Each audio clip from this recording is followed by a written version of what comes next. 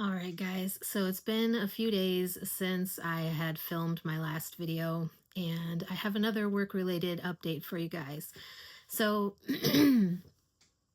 last week I had the job interview for the medical assistant position at the hospital, and um, earlier this week they called me on, I think it was Monday, and offered me the position. So thankfully, I was able to accept the position. It is a full time Monday through Friday position. Um, and it's doing primary care. So I'm completely fine with that. I'm actually looking forward to getting back into the workforce full time.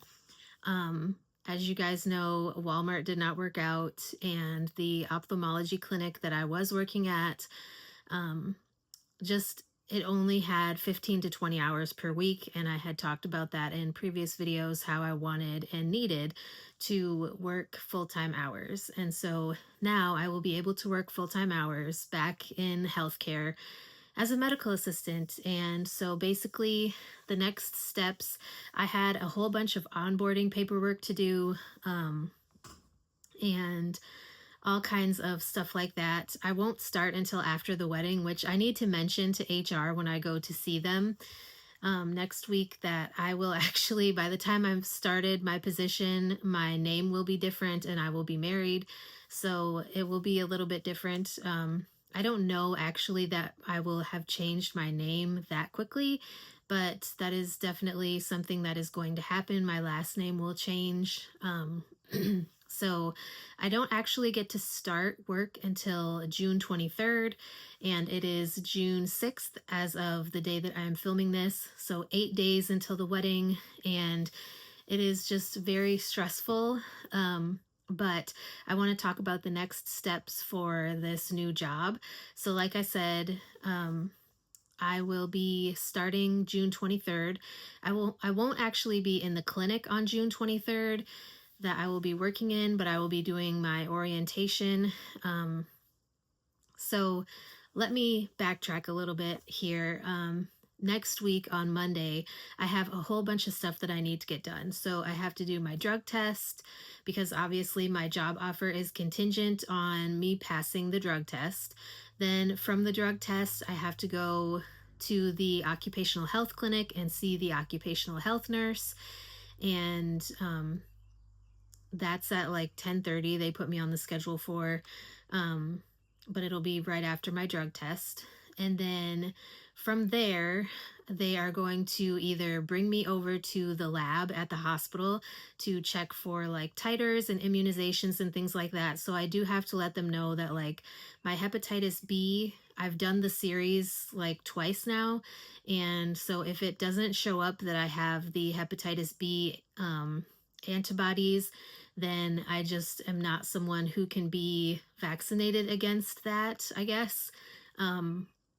Because, like I said, I've been vaccinated twice now against it, and both times I have not shown like immunity against hepatitis B. So, there's that.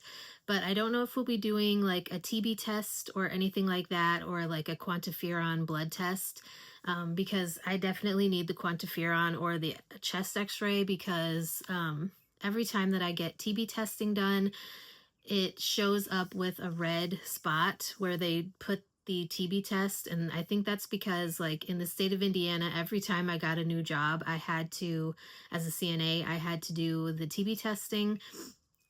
And I think my body just started to get some sort of sensitivity towards that. So I will have to get either a chest x-ray or the quantiferon blood test. So we shall see what they want from there. And then from the lab, then they have me scheduled to go to HR to do like the pictures for my badge, so that I can have my badge at orientation. And I forget what else she said we needed to do. Oh, we were going to get me fitted for scrubs because the hospital that I will be working at, basically they have scrubs that are like they have the logo printed on the chest of the scrubs.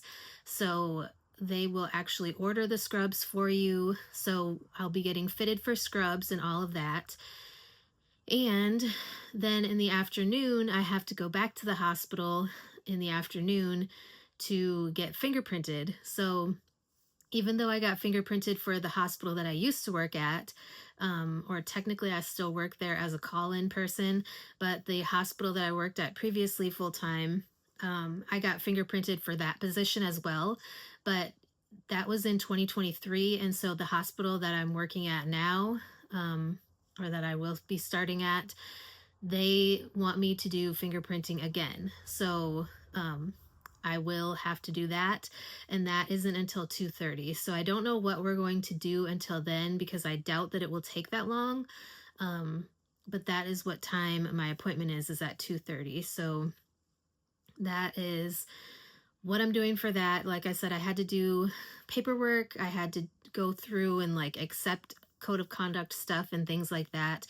And they said that I was glad that the HR person I talked to kind of gave me the lowdown on orientation because she was giving me all this information about like layering, because she said the room that we're doing orientation in has a bunch of windows. And so if it's hot outside, it'll be hot in the room, or she can turn the air on and it'll be cold.